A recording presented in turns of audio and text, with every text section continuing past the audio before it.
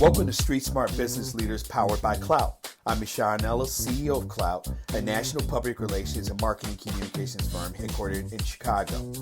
Our agency is dedicated to uncovering insights and cultural trends to help business leaders better understand today's consumer. We also invite some of the best minds in business to come on our show to share their insight and experiences. So if you're interested in becoming a guest on our show, stick around to the end of this podcast and I'll tell you how to become one.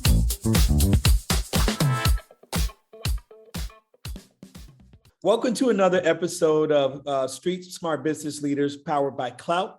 I'm Michon Ellis, CEO of Clout. We are a marketing PR agency headquartered out of Chicago, and we take the time to talk to industry experts and leaders. And today I have a special guest with me. His name is Richard Blank. He is CEO of Costa Rica Call Center. Richard, thanks for coming on the show. Hi, Michon, I'm so happy to be here, and I'm very happy to be able to share a ton of ideas with your street smart business leaders that are listening today. I love it, love it, love it, love it. So tell me about the call center. Tell me about the call center. Then I want to dig into your background a little bit. But tell me about the Costa Rica Call Center. Well, Costa Rica's call center was started in October 4th of 2007, and I landed my first account February 6th of 2008. One seat, 50 hours. And after 14 years, we've grown to 150 full-time agents. And I own my own building. I got the largest collection of pinball machines and retro arcade machines in Central America. So yeah, I was checking out the background. Yeah. Yeah, besides being a call center, we do have a gamification culture here as well. That is fantastic. So how'd you get into this space? It's an industry that's been around forever. Well, how'd you get in the space? And again, I want to talk about, again, you're considered sort of a guru when it comes to telemarketing. So how'd you get your start? Well, thanks, Michelle. Well, actually, no one really grows up and says, hey, mommy and daddy, I want to be an owner of a call center. If they do, then I think we have to have a sit down chat with them. But I did know this. When I graduated Abington High School in Northeast Philadelphia back in 1991, my favorite class was in Spanish. And unlike my friends that were going Ivy League, Michon, and studying medicine and law and engineering and architecture, I doubled down on humanities and languages. So I went to University of Arizona and studied Spanish and communication. During college, I interned for Telemundo for 2 years doing promotions and public relations. Oh, wow. Post-grad, importers of Corona beer. So all of my jobs involved sales and Spanish. So I knew that I was marketable if I was the only one that could speak a second language with all of my friends. And so when I was 27, a really good friend of mine gave me the opportunity to come to Costa Rica for just 2 months and to teach English at his call center. Now, you know, I took that 1 in a million opportunity, and Michon, if you can get past your parents' guilt, you can live anywhere in the world. So I decided to take my chance, and 2 months turned into 22 years. And when I was at my friend's center, I didn't enter as a C-level exec. So I was really with the people, and being there for 4 years and seeing the good and the bad and the happy and the sad, I got to learn the business from the inside and out. And really, my friend, what I got to learn was how to enhance the experience at a call center for a telemarketer, for the agents and for the clients. And that's why I decided in my mid-30s to throw my hat in the ring and start my own call center. That is fantastic. And so how's the industry changed, or what's it again? I may be thinking about telemarketing differently. I think about, when I was growing up, you get the phone call of, hey, we're selling steak knives or that kind of thing. Talk about the industry, how it's changed. We live in this digital age now, and it's kind of a more mature approach of marketing. Talk about how that works today, I guess. Of course. Well, Michon, if any of my agents ever call you during dinner, you have my permission never to be. That's number one. Right. There's a huge difference between the offshore call centers, which are India, Philippines, and the East, compared to nearshore, which is my Central American call center, where I'm north of Panama, south of Nicaragua. Now, a lot of the agents have this sort of skill set where we can compete. Where in Costa Rica, a lot of the clients like the fact that we're close to the United States. Sure. We're on Mountain Time Zone. We can speak Spanish, which, as you know, is a growing market in the United States. Yeah. Companies such as HP, Intel, Oracle, and Amazon are here. So obviously, these very large companies have faith in our infrastructure and our labor force. But what I've seen are a couple things. Since COVID, we've had to send by law, by the local labor laws, at least 50% of our agents home. We sent 75%. I could keep the agents here for PCI compliance, for credit card processing and sensitivity. I Sure. also do it for agents that are onboarding brand new, or maybe if something happens in their home regarding internet redundancy, a backup generator for electricity, or immediate IT support, someone might need just to come here immediately and jump on a turnkey station. It's been good for us in regards to scalability because I don't keep looking for additional space. You know, I can put 300 agents here, but if it's virtual, I could just hire thousands. Yeah. But what I miss, Michon, is I miss the camaraderie sometimes. The Sure. essence of a brick and mortar call center is to break bread with them and walk the rows and to really feed off of that synergy on the floor. So I think a lot of agents are missing that. I can work out by myself at home, but if you and I go to the gym, you know, we're pumping each other to get another Yeah. 5 reps out Yeah. of a Oh, set. And so absolutely. Yeah. you're Yeah. kind of missing that, my man. And so that got taken away from me, but we've increased our communication with the agents from home. But, you know, once again, it's great for them in regards to transportation, saving time and money. But a lot of the call centers, you kind of lose that essence a little bit. Sure.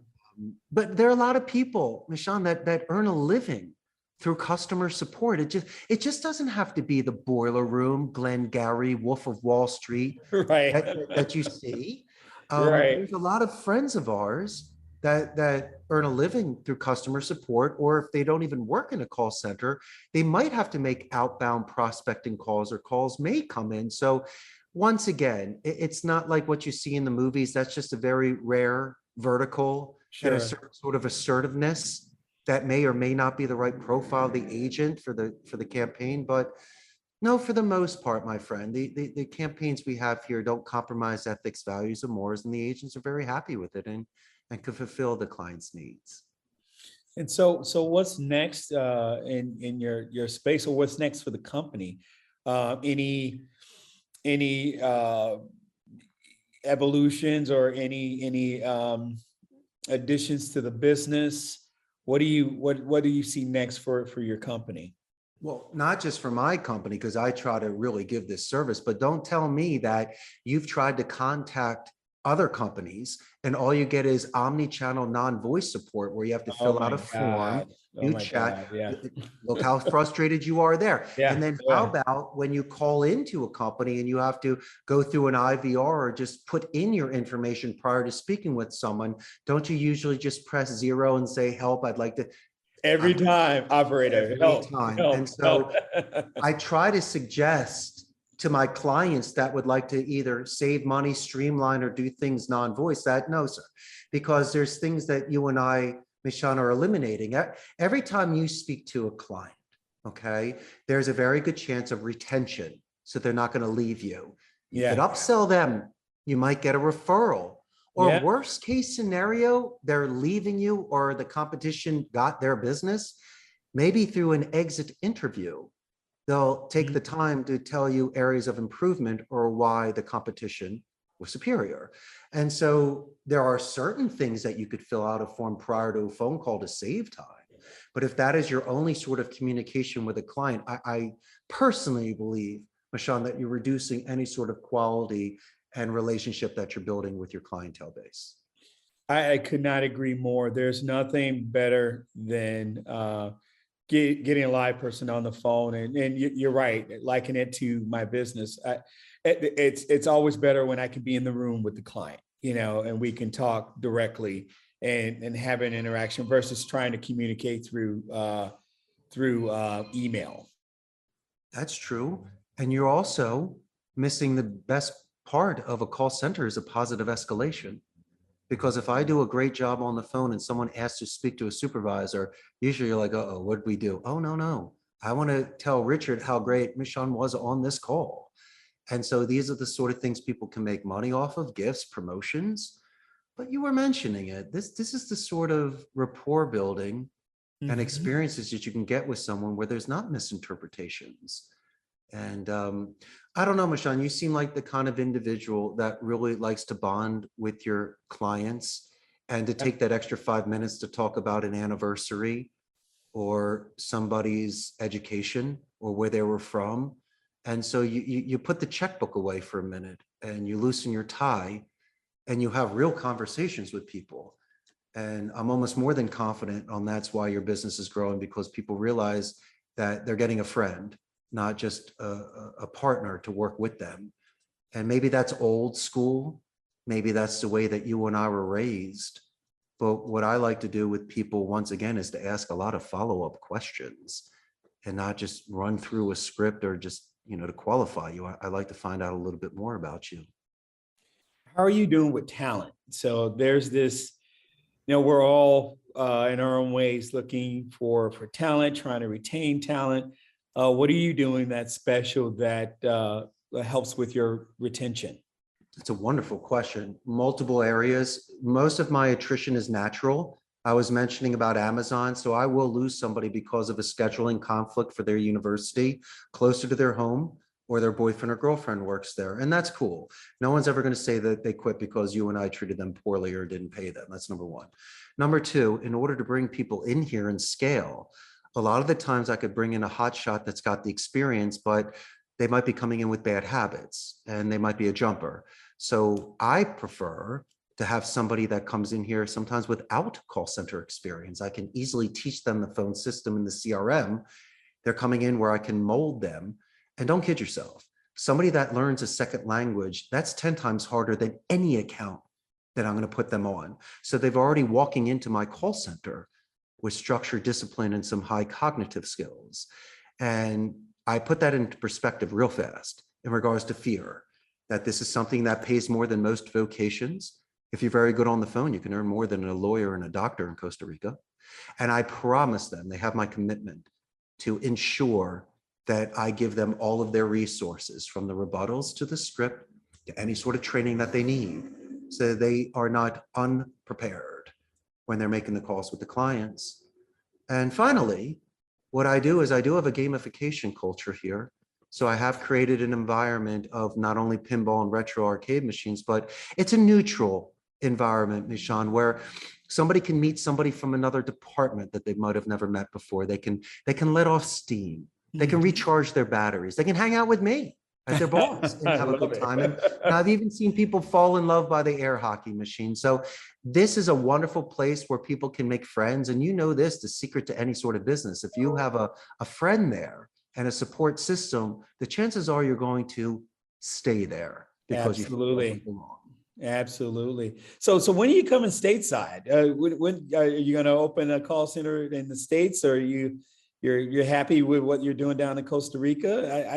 I got to get you on a speaking tour. Yeah, I really like your energy, I prefer to have the call center here because of our competitive advantage in regards to price. Sure. In the United States, some people see a call center job as transitional, or they Mm, might look at it a certain way. I see it as the art of speech.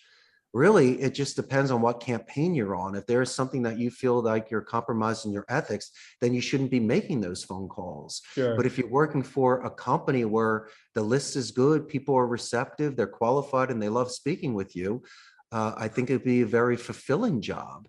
But you know what I find the most amazing here is that since English is their second language, Michon, that I Mhm. recommend a thesaurus so they can expand on their similes.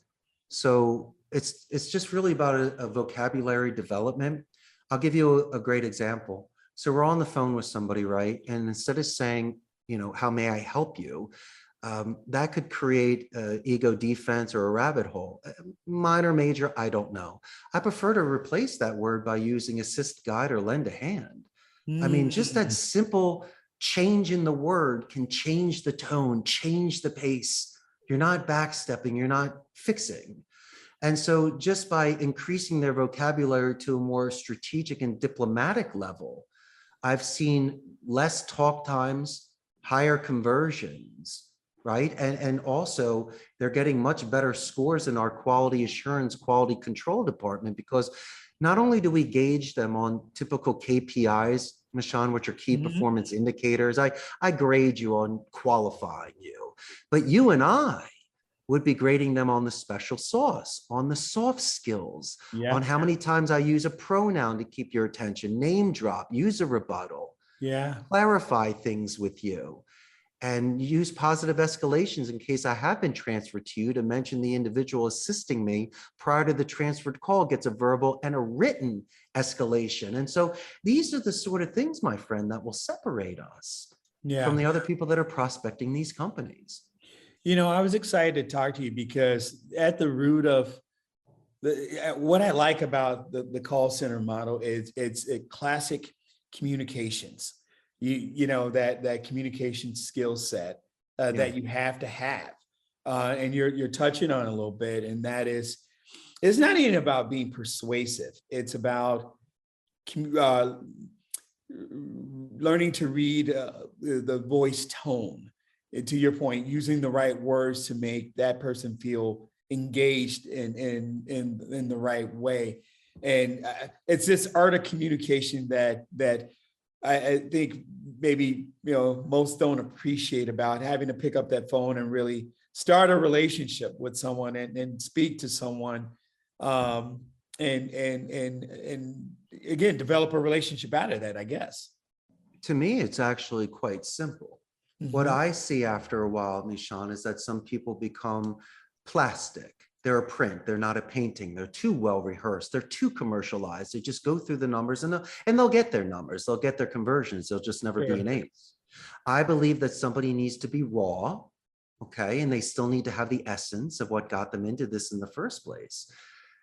If you like, I could easily walk you and your audience through what a very simple prospecting outbound phone call would be, which could really put to bed a lot of these fears that people may have in regards to properly introducing themselves. Now, I always believe that someone's attention span is 30 seconds to 2 minutes, and any conversation has an introduction, a body, and a conclusion.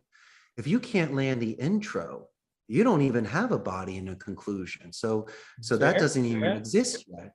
So let's just say hypothetically, I'm calling your company, the Street Smart Business Leaders. Michon, let me ask you a question. Do you have an assistant that may be answering the phone or someone that works with you? I do. Yeah. And what is that individual's name? His name is Matt Emilio.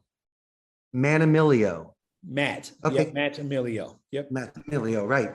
And so what Matt would be doing was I would be calling your company, and a lot of the times people would be asking Matt how he's doing or asking to speak to you directly. I say, let's slow down for a second. You should use your anonymity in your first 3 seconds. So Matt answers the phone and goes, hello, Street Smart Business Leaders. I go, hey, how's Street Smart Business Leaders doing today? And so what I'm doing is I'm asking how the company is doing. Well, obviously Matt's going to say, well. And second is I'm using my anonymity because you don't know who I am. I could be a client, your best friend, or anybody. And I'm Right. saying the name of your company better than you. And immediately what would happen is Matt would like me and then say, oh, what is your name? We Mm. call that a buffer boomerang technique. When someone asks you a question, regardless of their tone, you need to buffer that tone, right? So he says, what is your name? I will buffer that tone by doing a name drop. Matt, that's an excellent question. My name is Richard Blank. I will buffer it. I will name drop you. I will say that's an excellent question. I will repeat the question to show active listening. And then I'll repeat it with a positive tone and a Richard boomerang. And so that happens constantly. And so once again, Matt likes me. I answered his question. He's going to transfer the call to Michon. And so prior to that transferred call, I'm going to say, hey, Matt, I just got to let you know, you did a great job. And when I speak to your boss, I'm going to let him know that. So I'm going to be giving the gift. He transfers the call. You answer the call. Hi, it's Michon. How may I help you? Hey, Michon, I just got to let you know, that's the greatest employee you got working for you. You're going to say thank you. I'm using my anonymity again, not for the whole call. That's shady. But initially, my first impression is saying that. You're then going to ask me my name. Michon, thank you so much for asking. Once again, my name is Richard Blank. So we're in the middle of a call. You're going to ask me another buffer boomerang question. Richard, you're interesting. I like you. What do you do? Well, once again, I'm so glad that you brought that up, Michon. This is what I do. I do A, B, C, and D, but don't do desert pitching, because if you just run, there's no oasis for you to drink. I got to like a Love dessert that. tray. I will mention A and wait for you to react, B, C, or D. And let's say you like A. So what it happens is I take it from a horizontal to a vertical now, and then I start stacking open-ended questions for you before going to B, C, or D. And then at least I will say, hey, Michon, I'm sure you like at least one. So at least you're going to tell me which one that you like for me to start stacking. But here's where the tell signs come in, because I'm meeting you for the first time. There's a lot of times you can make a noise or a reaction type, but then you were mentioning about matching someone's tone. And I'm with you on that, Michon, but there's a certain way that could be manipulated that you have to pay attention to. Sure. Phonetics can be broken down into 4 different sections. You have your tone, your rate, your pitch, and your duration. My suggestion is that you should have a consistent variable, which is your tone. That should always be empathetic and confident. That doesn't change. But then you say, Richard, what about the mirror imaging technique? I've heard it 1,000 times. And I'm with you on that, but we're not doing any micro-expression reading. What I'm doing is phonetic micro-expression reading, because in the call center, I'm in a controlled environment where I'm losing 3 of my senses. I'm losing my taste, touch, and smell. And the scientists say, Michon, that when you lose some of your senses, the other ones expand. I expect your hearing to be expanded for active listening. And you should use your metaphysics in regards to your imagination and your image streaming when it comes to seeing the client. There's no reason why you can't expand on your adjectives and your descriptions with somebody, but we'll get to that in a minute. Your tone is consistent. And when you're speaking with somebody, I want to gauge every 30 seconds to minutes, your rate of speech and your pitch, your speaking level. Why?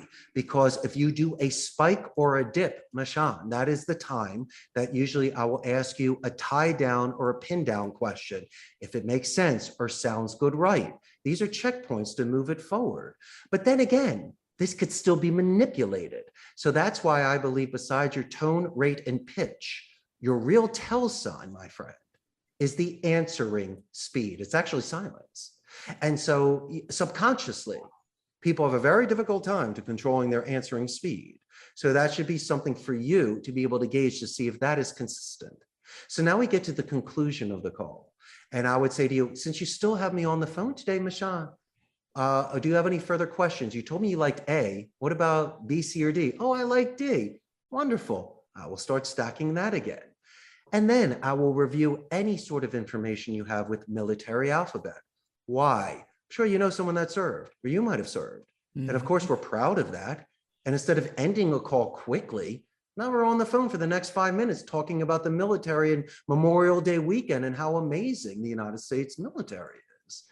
But I'm still not done, because when I follow up with you with an email, I'm going to talk about how great Matt was in a written positive escalation. So then when I call your company back to talk to you again and he answers the phone, he's going to say, Richard, in the 5 years I've been working with, street smart business leaders, you're the first person to ever give me a written positive escalation. Wow. And I go, of course, that's who I am. I'm going to transfer you right now. And the next thing you know, that's the Richard Circle, Michon. It's not going to compromise ethics, values, and morals. But why wouldn't you make friends?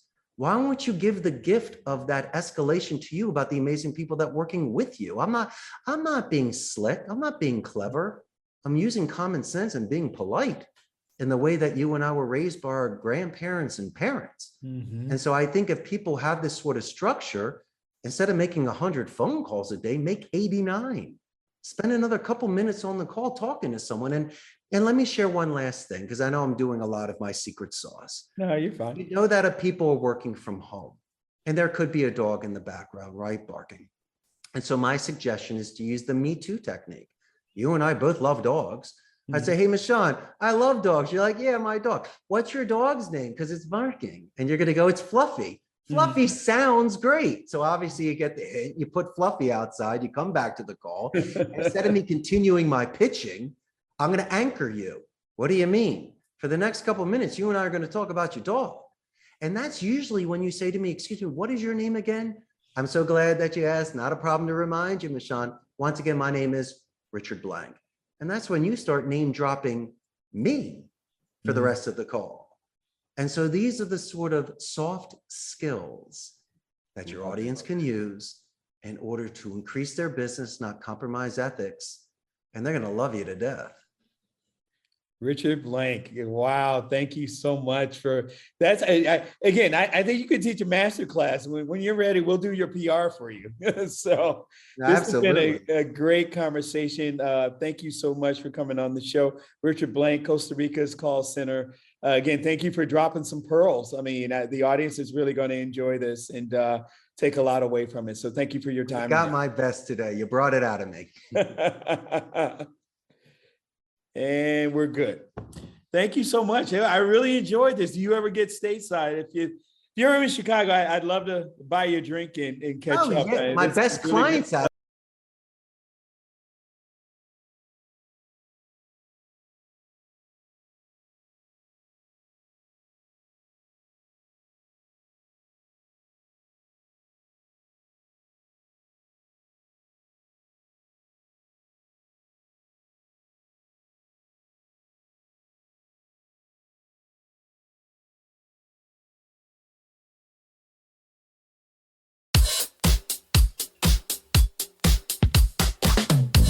Thank you so much for listening to Street Smart Business Leaders powered by Clout.